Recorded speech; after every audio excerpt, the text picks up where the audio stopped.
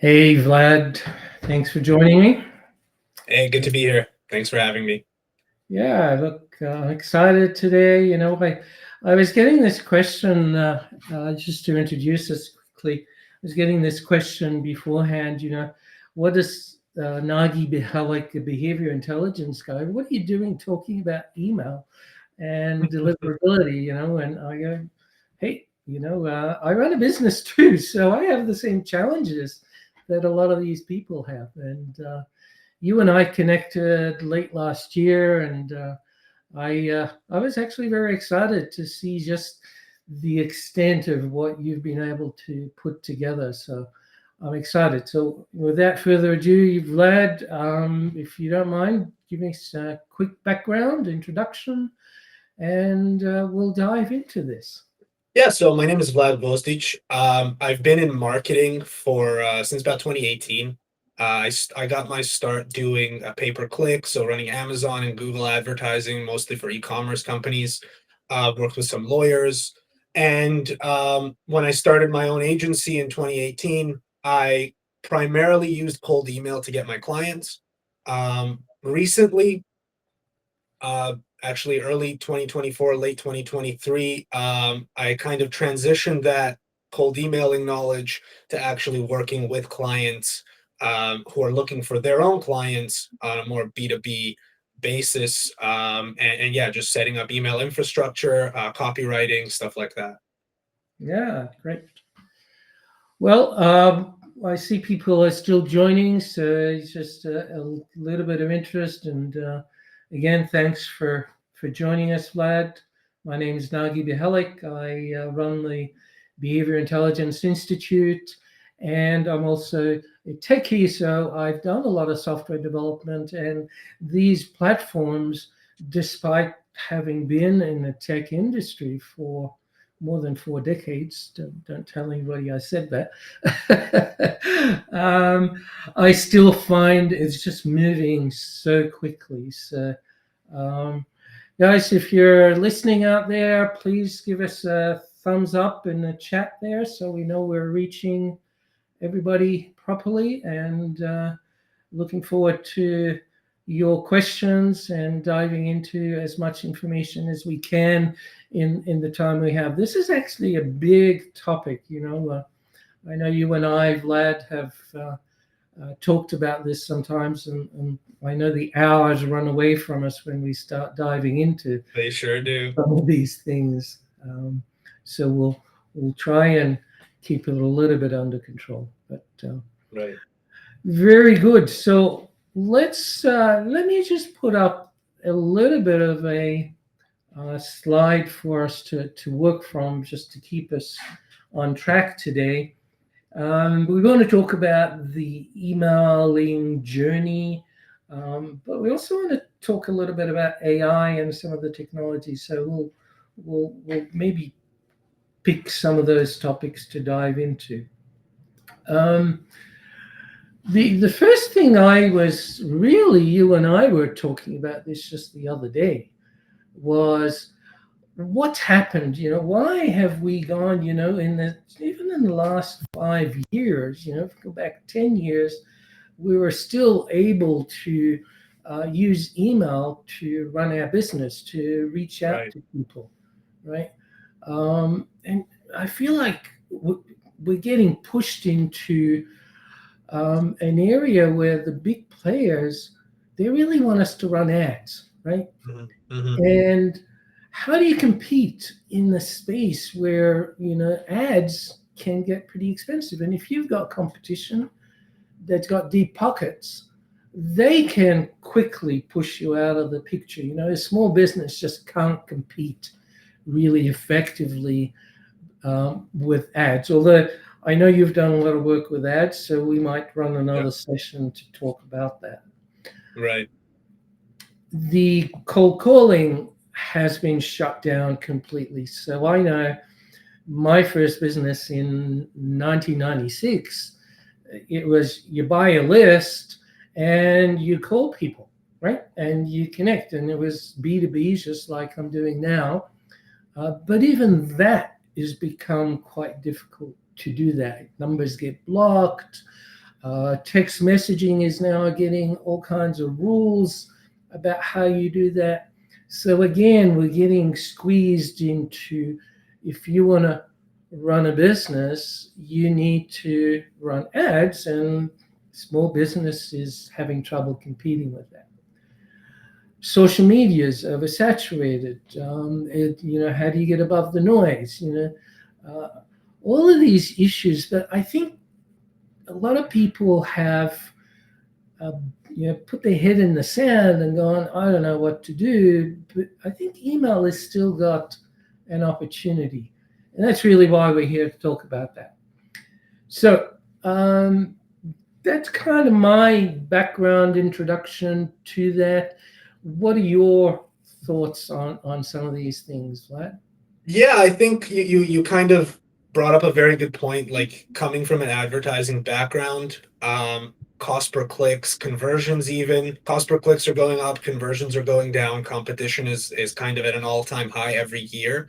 And you know what? The reason that you're kind of pushed into pigeonholed into running ads is because ads are an auction, right? So if you're Google, if you're Facebook, if you're LinkedIn, if you have more people competing for the same placements, your profits rise. Yeah. They don't care if it's Microsoft or a giant tech company paying for that placement or a small mom and pop business. They want the most money for that placement. Um, yeah, cold calling. I mean, 2018 when I started, cold calling was what we did as well. I remember making like 50 to 100 cold calls a day. It worked pretty well. The pandemic, people kind of shut their phones off, stopped going into the office. Everything really changed, I think, with phone calls, with Mm-hmm. that, and that it's never really gone back to the way it used to be. Um, Email, I mean, emails had an absurd amount of changes since even like a year ago, right? But I still think it's the most consistent way of reaching people. Mm-hmm. Everyone, like, if you think about when was the last time you checked your email, it was probably this morning. I think the main thing I tell people is if you can get deliverability down, which is if you're kind of doing redistributing your sending and some of the other stuff we'll talk about later, the main thing that will have you stand out is, do they care about what you're selling?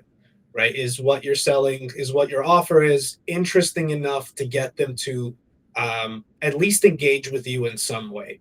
That Mm-hmm. becomes the biggest differentiator Mm-hmm. nowadays. Yeah. As you're talking there, I'm also thinking we are seeing an upsurge in SMS messages, even though they're somewhat taboo in Yeah. North America, right? Um, and we're seeing an upsurge also with WhatsApp, where Yeah. Facebook, after they took that over, and that's a topic for another conversation another day. But there again, Meta is driving more business to uh, WhatsApp as an alternative, but it comes again. They want you to run ads on there, so they've taken it over, but they're kind of moving in that direction as well. So we're seeing people. I go back to, as a small business, how do you find new clients if the internet is noisy, social media is noisy? How do you get above that noise? You've got to do a lot of content, a lot of Yep. activity. It's very, when do you run a business, right? Uh, Right. so the challenge we're seeing, and I wonder if you agree with this as well. It's not just that they're pushing us into running ads.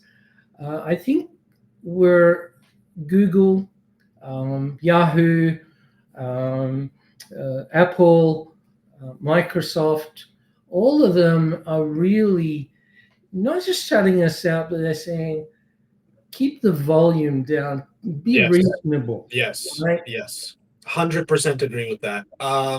Whenever, if we're talking cold email, if we're talking email in general, everything that has been done over the last 4 or 5 years, I would say, has been to reduce the amount of spam that's going out. So spam being just straight up scams, pyramid schemes, fraud, stuff like that.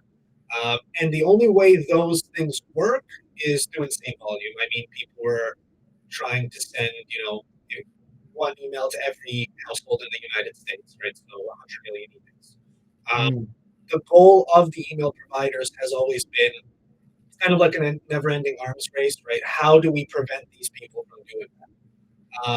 Yeah. And there's a lot of technical things they're doing, but the simplest thing they're doing is they're saying, well, you can send emails, you can send cold emails, but we're going to cap the amount that we allow you to send. Uh, Mm. and that's usually on a per inbox basis. So, like if you have just your Gmail address, right, and you start thinking, okay, I'm going to start sending emails for Facebook ads, right? I want to run Facebook ads for companies, and you get a list and you try sending 500 emails a day. You're going to get to do that for a solid 100 emails maximum, and then everything's going to go to spam. They're going to send, Mm. it's going to be fine. You're just going to go to spam, and you're going to get zero responses. Um, the next level is buying a domain, setting everything up, and then doing the same thing.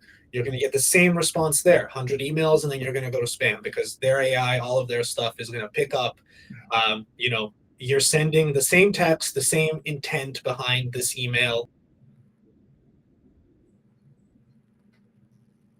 Oh, I think Vlad's connections dropped out, so we'll just watch for that to come back. I think I'm still online. Please give me a thumbs up if you're still connected to us. Here he is. You just turn that back on. Whoop, you Sorry dropped about that. Yeah, I think I dropped off. Where did I lose you, Nagui? it. You're just a few seconds out. That's Few also. seconds, okay.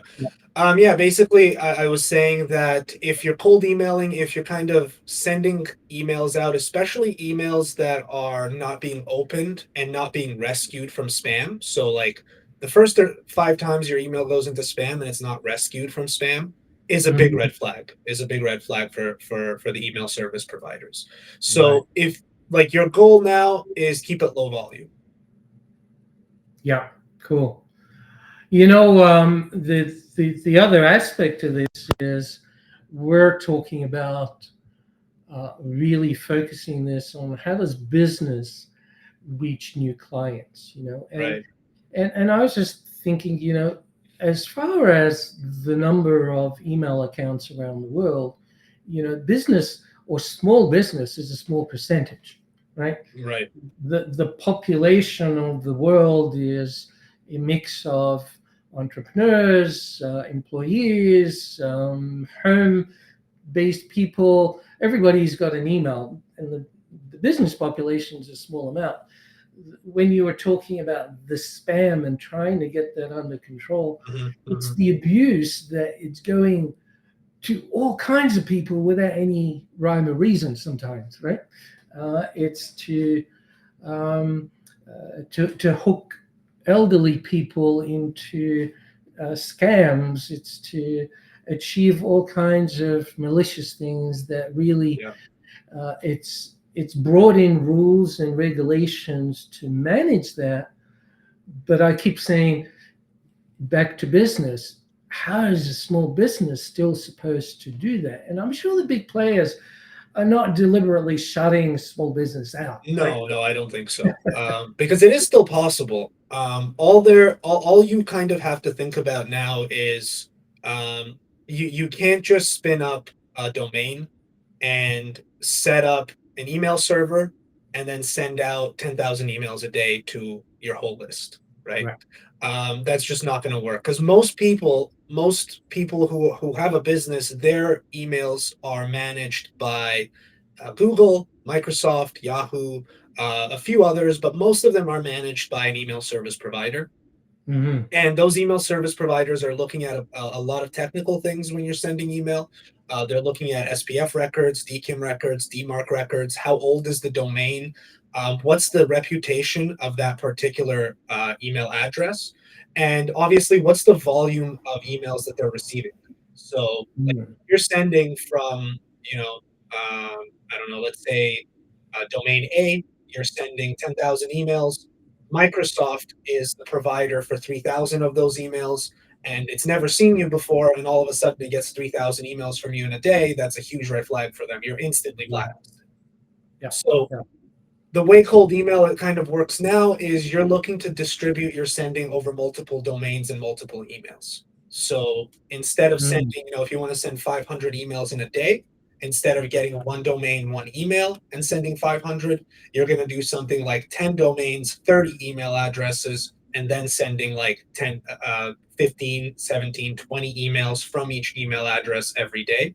Um, and this keeps the volume low. It allows you to do something called automated warm up, which we'll talk about a bit later.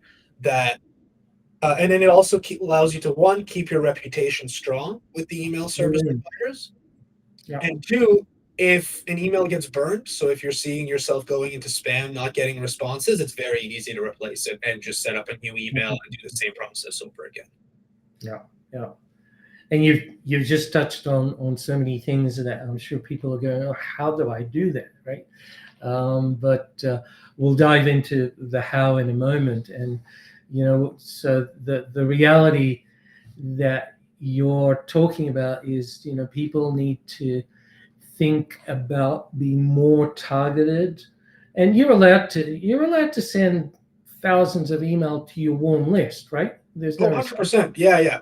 Now, Yeah. this is everything we're talking about here for the limits is cold email. And the Mm. way cold email is defined is sending to a list that has not opted in to receiving an email from you. So they have no idea who you are. Right. And you're sending email to them for the purpose of, seeing if there's interest, hopping on a call, buying a product. But if you've got a list that, they submitted a form on your website, an ad, they're your clients, you won't have these problems because they're going to open your emails, they're going to engage with them, and they're not going to mark them as spam. Mm. Right. And the reality, I guess, if you think about it, there's a lot of companies out there that are selling lists. So Yeah, there oh must yeah, be for sure. there must be a business for that, right? For sure. Yeah. I mean, Zoom Info, Apollo, Zoom Info is $1 billion business. Apollo, I think they raised an absurd amount of money, maybe 100 million or so recently. So Mm. lists themselves, like highly targeted lists, are a very, very important part of cold email for sure. Yeah, yeah, and that it goes back decades. Believe Yeah, me, definitely. my first business, like I said, I was able to buy lists. That's how we reached the whole country Right. in a short period of time. So lists are important. They're part of business. Ads are part of business. And talking about the types of companies that are out there supporting this kind of thing, and this is really what you were just alluding to, is there is a solution, guys. It's not impossible. It is possible, and that's what the expertise that we're really talking about here is all about. So I'm just going to jump into that next topic. And you're talking about the do's and don'ts. Um, so I put some of those up on the slide here. Is there anything else that you would want to talk to, or maybe we can talk to some of these points, Vlad? These are very good ideas. Probably the main thing would be where you say warm up your domain. What that means is when you set up an email address for the purpose of anything, it starts at reputation zero with each of the email service providers. So they don't know who you are, they don't know what you do, they don't know if you're legit or a scammer or whatever you're doing. So warming up basically means, for our purposes, using automated emails, sending and receiving with other emails in the warm up pool to build up a reputation. So during warm up, what will happen is you'll send an email to another email address in the pool. That email might land in spam. If it lands in spam, it's automatically rescued from spam, which gives a positive signal that, hey, this email is interesting. This email is wanted. To stop putting it into spam. If it goes into inbox, it's opened, it's replied to, and then your emails are doing the same thing. This is probably one of the most important things to do when you're setting up Right. cold emailing. Do you have to do that yourself, or No, definitely not. That would get like out of hand. There's tools out there that we use Right. that'll basically automate this whole process. So you hook them up to Mm. the tool, and then it'll do AI generate emails, AI generate responses, and everything is done on a per inbox basis. So it's like That's, your email yeah. one is warmed up, email two is warmed up, and so on. Right. So that's pretty clever. It actually, if you if I'm in that pool and you're in that pool and I send you an email and it goes to spam, their software will pull it out of spam Exactly. and say, no, this is real, and it will reply to me Yeah. and back and forth to make sure that that credibility is handled for you. But you Yeah. can't do that with thousands. Again, it's still limited. Yeah, definitely. You don't want to like you have a lot of control over the warm-ups. We've played around with it over I think 600-700 email addresses, maybe even more. We usually don't send more than 30 email warm-ups in a day. And we Hmm. also don't send more than 20 cold emails from an inbox in a day. So the Right. way we achieve volume is through distributing across multiple different inboxes. And you talked about the domain reputation. So I'm just going to go back to that for one sec because I want to get clarity on it. When I buy a new domain Mhm. specifically for that, it should be a domain that's different from my primary domain. Yeah, it should be similar. So what you want to do is, for example, if you have behaviorintelligence.com, let's say that's your domain, um, you don't want to use that domain for cold emailing because your regular email addresses could end up going to spam, right? Even Mm. if you set up different email addresses that you're sending cold emails from on that domain, you could still jeopardize your main emails. So you might do something like behaviorintelligence.co. You might do Mm. something like thinkbehaviorintelligence.com. Mm. And really, this is kind of where AI comes in. You can use AI. You can literally use something as simple as ChatGPT, even the free version, and give it a prompt like, take this domain and give me um, 50 different domains I can use for cold emailing uh, Right. that play off this domain. Copy paste that, put it into GoDaddy or Namecheap, and see which of them are available. Right. And I think that what you mentioned before is really important because we used to think that, okay, if my domain is nagi@acumatchbi.com, if I got fred@acumatchbi.com, that was a different email address and I could Right. come from that. But what you're saying is don't do that. Yeah, so to some extent that is true. There's levels to flagging. So like level one flagging would be the email address itself gets flagged. But Mm. what if you've got 10 emails on a domain and they're all flagged, right? At some Right. point, they're going to flag the domain itself. So you can keep making Mm. emails on that domain, but they're all going to get flagged like as soon as they're created. Right. There's also something called domain blacklists.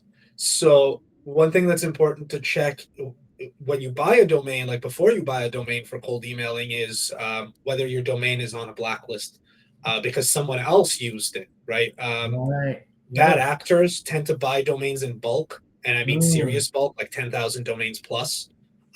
Spin up 1,000 emails per domain and send that way. So if your domain that you want to use is on a blacklist, I would suggest not even buying it because Mm. you're very likely to never be rescued from spam, no matter what you do, how good your warm up is, anything.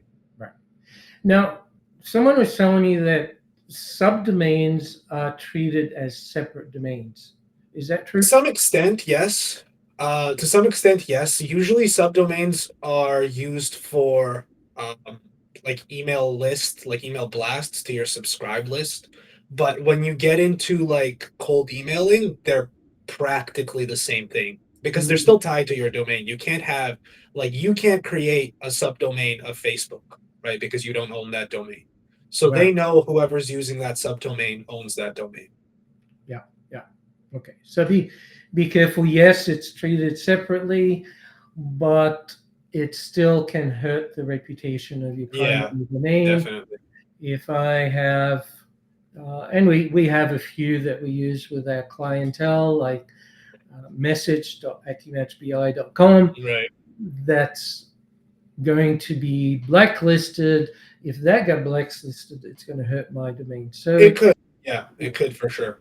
so it really is important to get some good advice before you dive into this, or better still, if you're not comfortable doing this, it's why I came to you, because sometimes it's better to work with someone who's done this thousands of times than to try and learn it from scratch. Yeah, definitely. A few other points on here.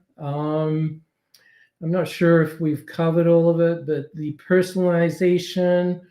What are your thoughts on using AI for creating the scripts and things like that? Do you have any thoughts on that?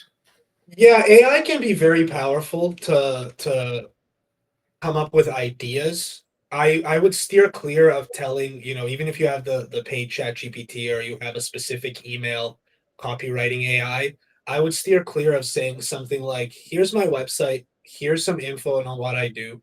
Write a cold email sequence. It writes the sequence, you copy the sequence, you put it into your emailing software, and you just send that out. The reason for that is that's what everyone is doing, right? Yeah. If you open your inbox right now, if you open an inbox of an email you've been using for more than a year, chances are you can find 5 AI generated things you've gotten in the last week alone.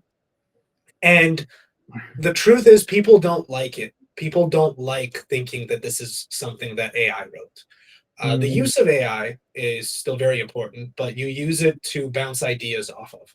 So you might write something in your own words, plug it into ChatGPT and say, critique this. Let me know, what do you think about this copy? Or is there a different way for me to phrase this? Or phrase this for different types of people, right?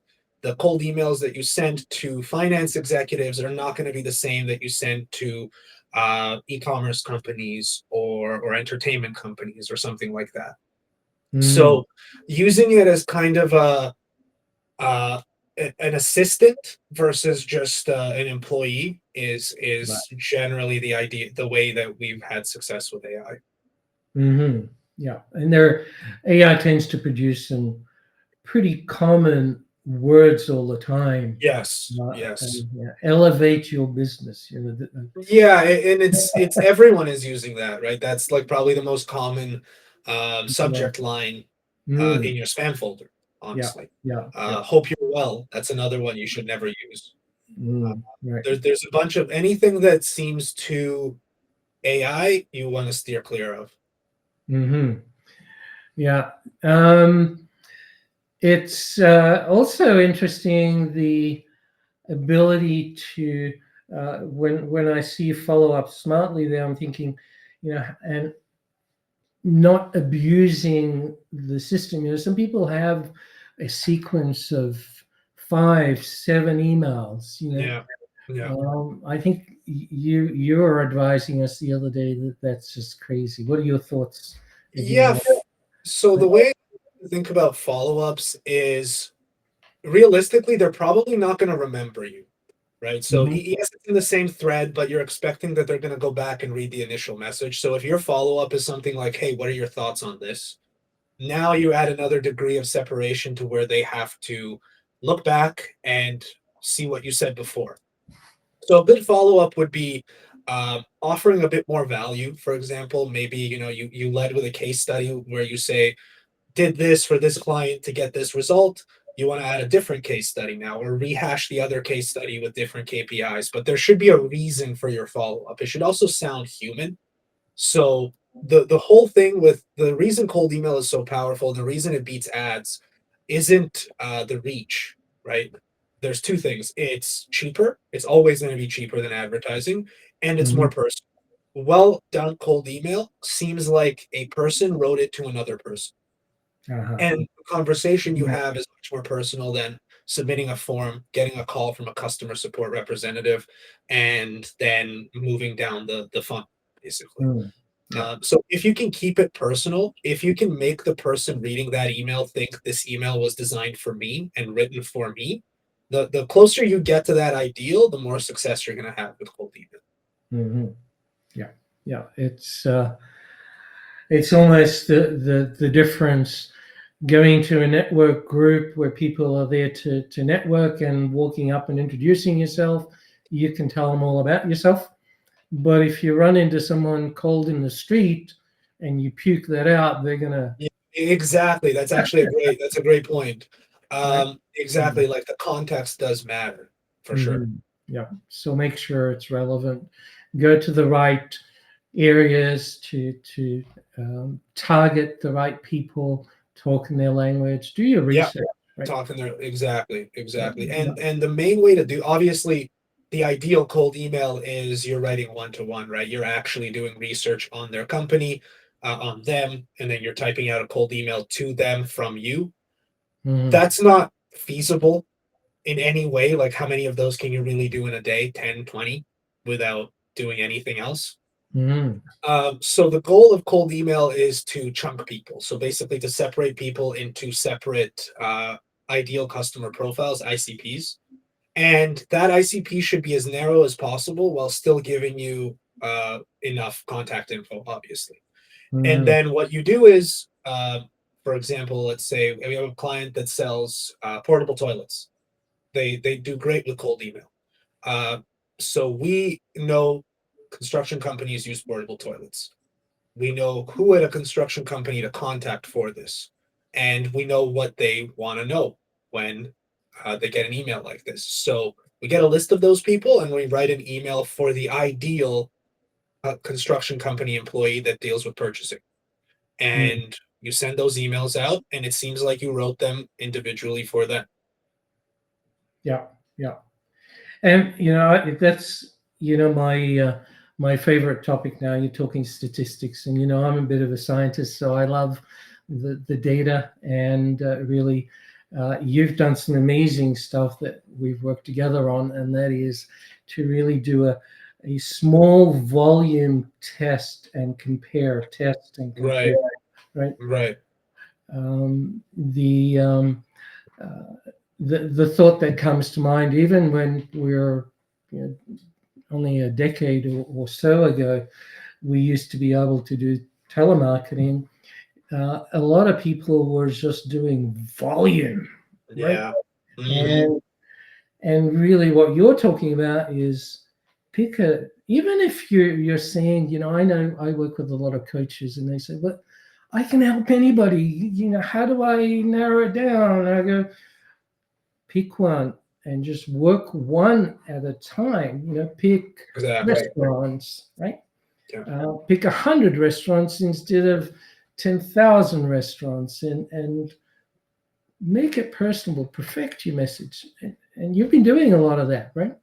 Yeah, so, what the reason people used to do, just scale, scale, scale, scale, more volume is because it works. You can have a suboptimal message or a message that's kind of or okay, but if you reach enough people, it's gonna resonate with someone.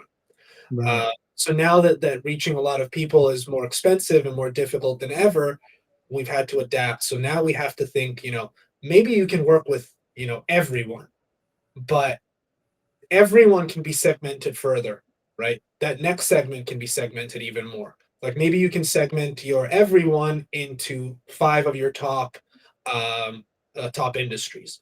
Hmm. Those five of your top industries can be segmented into people with under 50 employees and between 50 and 200 employees, and then 200 employees plus. Each of those are going to have a different email copy that you're sending. Each of those, if you're running ads, each of those should have a different ad associated with them because their priorities, their goals, their company structure, it's all completely different. They're completely different people. They speak a different language. They have different priorities. They have different things they care about in their day-to-day life at work. So the more you can segment, the more you can target effectively. Mm. And really, the way to do it is start from the very top, take your everything or whatever your broadest definition is, and then go as deeply as you can. Go from are there certain roles that I can target? Are there different roles? Are there roles that maybe a purchasing department could be contacted, but maybe also like a COO, right? So Mm. they come up with an email copy for one, and then an email copy for the other one, and speak their language. Talk about how what you do can benefit them. And yeah, as long as you can, as long as you know your business, and I'm sure Mhm. everyone knows Yeah. their business far better than they know cold emailing, you can Mhm. have an idea of what your clients want, what different clients want. And what you're saying is do your research if you're going to pick a segment, and it's a lot Definitely. easier today to do that research using Oh yeah, ChatGPT, things for like sure. that. Even if you do a Google search these days, the first thing you get, if it's something that the ChatGPT can help with, you get some information about that. So doing the research, understanding a topic, and testing before you grow your volume. The numbers are the key. So I'm just going to ask, maybe you can share some of the numbers, because we all get so discouraged when we send out 100 emails and we get no response. We send 1,000 and still get no response, and we get discouraged, and then we want to go back to burying our head in the sand and going, this doesn't work for me. Right, It's a right. spiral, right? How do you No, get above that? Yeah. so the thing to think about with numbers, the standard metric that people would look at with emailing would be open rate. So the way open rate is tracked is you add a small HTML pixel that that basically triggers when an email is opened. So the what we do is different. We don't send with HTML. We send as plain text only. So if you think about you opening up your email to send an email to a friend of yours, right? You're not going to add HTML. You're not going to add a tracking pixel. You're not going to make it pretty with a nice template, right? You're going to type out your email. You're going to hit send. Um, so the metrics we track are response rate, positive response rate.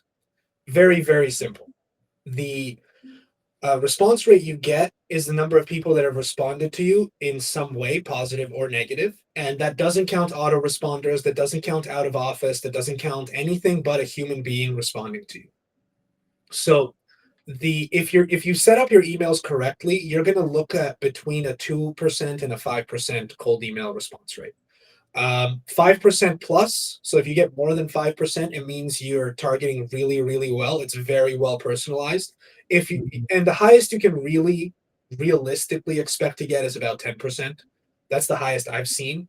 Um, and that just means you've got a great list, you've got a very Mhm. high personalization, and you've probably got a very good offer. Now, that's the actual response rate. So if you send out 100 emails, 5 people respond, that's a 5% response rate. Now, the positive response rate is of those 5 that responded, what is the number that are interested? Right. Um, you want a 10 to 20 plus percent positive response rate, which means so for those 5 you send, if you get at least one, those 5 that answer, if you get at least one interested, you've got an okay offer. If you can get a 40%, or like 40 to 50% is about as high as you can get for cold email from a positive interested rate. It Mhm. means you hit the nail on the head when it comes to your offer. So Mhm. each of Okay. those metrics tell you a different thing. The response rate is, are you landing in the inbox and are you targeting properly? The positive response rate is, are you targeting properly and is your offer good enough? Mm. So 2 to 5% response, and out of those, maybe a 25 to 40% of those. So we're really saying 1 to 3% Yeah, as a positive response. about of the total emails you send, exactly. Yeah, Mm. Yeah. yeah. Yeah. You can see why. I can see why a lot of people get discouraged very quickly, right? Yeah, but if you look at the cost of those leads that you get, and they are leads, by the way, you should treat them as leads. You should treat them the same way you would treat a lead from Facebook, or a lead from Google Ads, or a lead from LinkedIn. You don't just send a cold email, they respond, you ask them for a call, they don't answer, and you're done with them. You should contact them on LinkedIn, add them to your flow. Basically, if you have SDRs that call people who show interest, you really want to treat cold email leads the same way you would a lead from any other source. Mhm. because really they have in some way expressed interest in what you're offering. Yeah, cool. Yeah, so just recapping a couple of those points, just where we got to so far. Uh, get a number of domains and set up email accounts for each of those and warm them up. Now you need to set up the domain properly with all of the DNS settings for Yeah. DMARC, DKIM, all of that stuff. You need to really know what you're doing there. Then you can set up, what did you say? Is it 3 emails per domain or 10 emails per domain? You can do so 10 would be extreme. I would never do 10 per domain. You don't really want to do more than 4. So 2 to 4 per domain. 3 is Right. the sweet spot there. So 3 is what we do. Great. So you get 10 domains, 3 emails per domain. You got yourself 30 email accounts, and you would only send a maximum of 30 from each one. That's 900 emails, basically. Yeah. And we kind of pare down our volume even lower. We do between 15 and 20 per email Right, address. You can do 30. You can right. do that. But Okay. the longer you do that, the more you run the risk Yeah. of going into spam like 3 to 6 months down the line. And so if we're sending out, I was going to say 1,000 is a good number to work with, but out of that 1,000, you would want maybe uh, 10 positive responses if you're targeting really well. But that's a lot. How many businesses can really handle that? So, Right. I'm almost, I like your approach, keep it to 10 to 15, aim for 300, and have a manageable size because all of that data, that's a lot of data to even process. Otherwise, you're really doing the shotgun approach. You got Yeah. to know what you're doing, right? Yeah, you're also burning through your list fairly quickly. Um, like you, especially when you don't know what offer is going to resonate. So what we do, we'll do like different angles on an offer and then run with what works and cut what doesn't. So if you just come up with one and then you blast it out, like you don't forget you're not limited to 10 domains, 30 email addresses, right? You can do 50 domains, 150 email addresses, and you can do 2,000 emails in a day. There's nothing Mhm. stopping you from doing that. It's just a bit more setup. But you're gonna just burn through your list very, very quickly. And if your offer isn't good, even if you're getting responses, even if you're getting clients, you could be getting more. You could be doing better than what you're doing. Mhm. Right. So I just put up the next slide, and that is really um, the evolution of some of the things that are happening with AI. And I've scheduled another session in a couple of weeks to dive into a lot of the automation side of things. But I wanted to just touch on that and get your thoughts on a couple of these. Can you use AI to help you with that personalization? Um, what about the deliverability? Can it really help with that? I think you kind of touched on that already. Um, the follow-ups to qualify people, I think there's a lot of new tools showing up that are helping uh, put in place some AI to qualify people more easily. So we'll touch on that. But optimizing the emails, what are your thoughts on some of these? I think you've touched on that already, but maybe just to recap some of your thoughts, Vlad. Yeah, sure. So probably the most promising tool for AI personalization, follow-ups, all that type of stuff is called Clay, CLAY.com. Okay. And they are basically a merge of ChatGPT and Google Sheets. They allow you to use AI to do research on company websites, LinkedIn, and you can basically do that at scale. So here's an example that you can use it for. You get a list, you put it into Clay, you tell their Claygent AI, you give them a prompt. The prompt would be something like, go to this website, tell me, is this company B2B or B2C? And then the AI will give you a reason and it'll return B2B or B2C.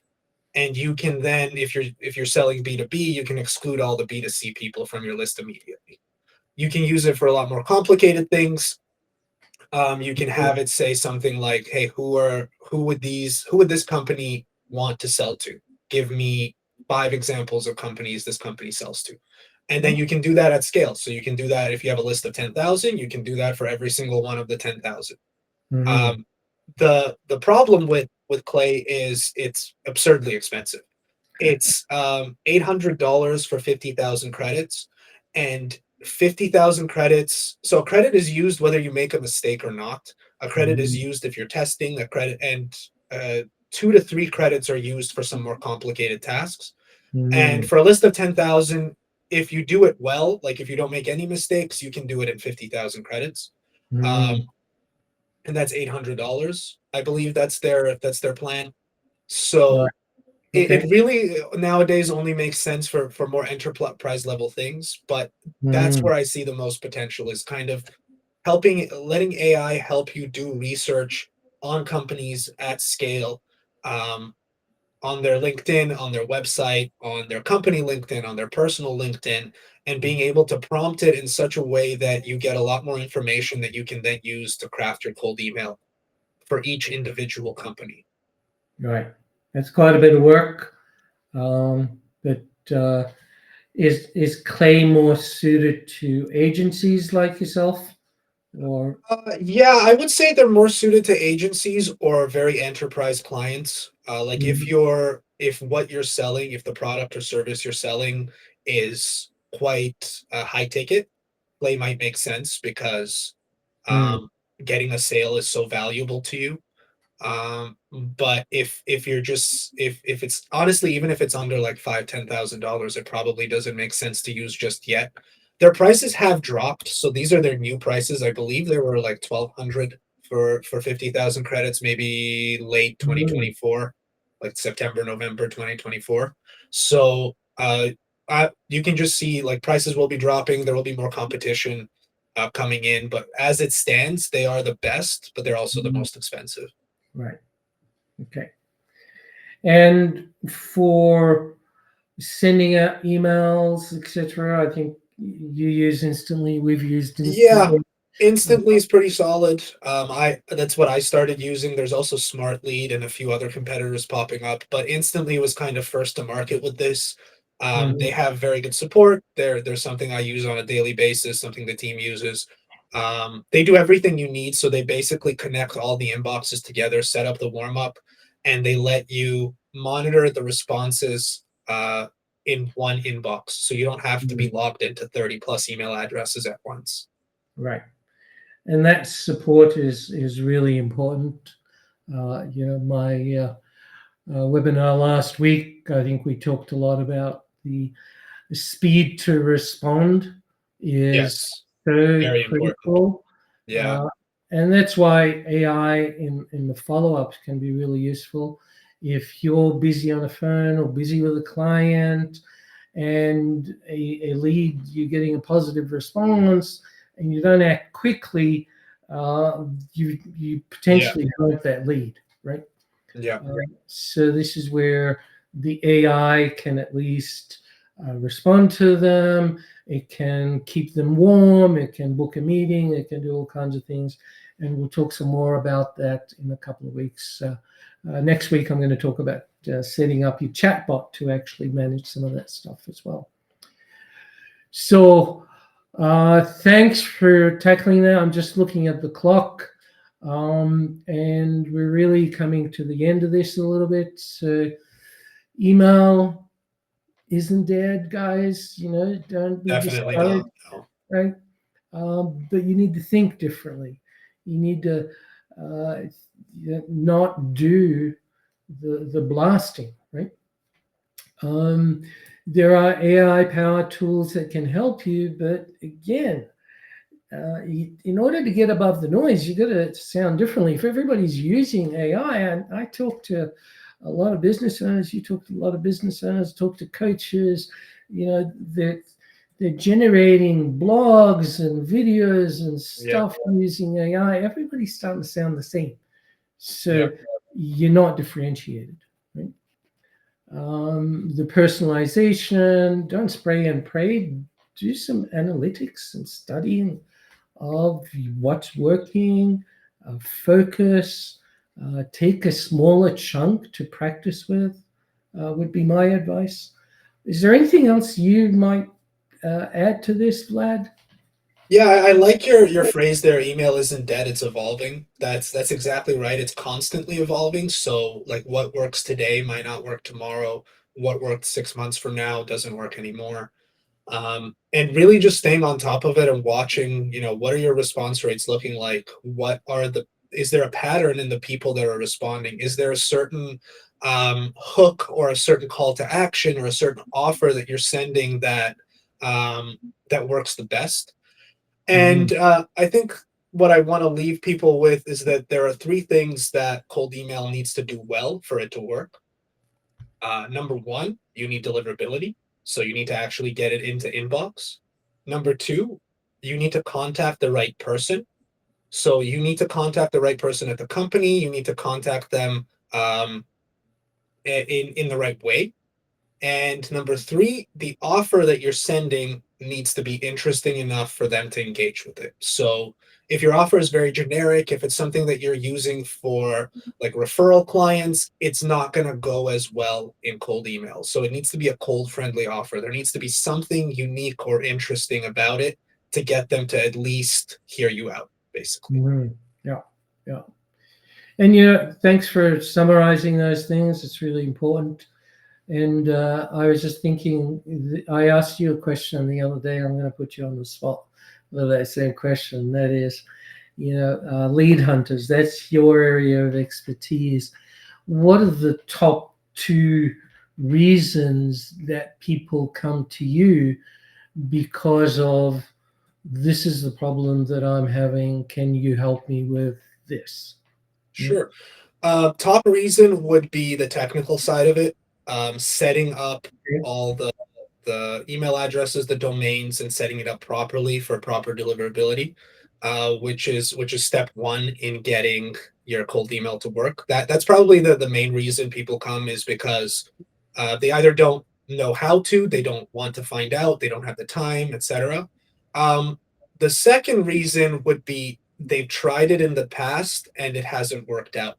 Whether they've made some mistakes with setup or they've kind of done too much volume and burned domains, whatever the reason is, it just hasn't worked out. But they see people doing it, they see it working, and they want to do it again. mm, yeah, yeah. Good point. Yeah, that technology is such a big one all the time. So many business owners struggle with technology. But hey, there is a much younger generation that doesn't have that challenge, but it's still True. very time consuming to figure out how to get all of those pieces working together and run a business. Yeah, there's an opportunity cost to having to learn all these things and do the other things that you have to do to keep your business running. So it for a lot of people, it's just not worth it to invest the time to try it, to Mhm. make a mistake and then try it again until they actually figure it out because someone's already figured it out Right. for them. Cool. I'm just going to leave people with this slide while I see if there's any questions. We'll open up the floor here for some quick questions. If there aren't any, please, these are the email addresses if you want to find Vlad. It's leadhunter.net. If you want to check out our platform, bizdmp.com.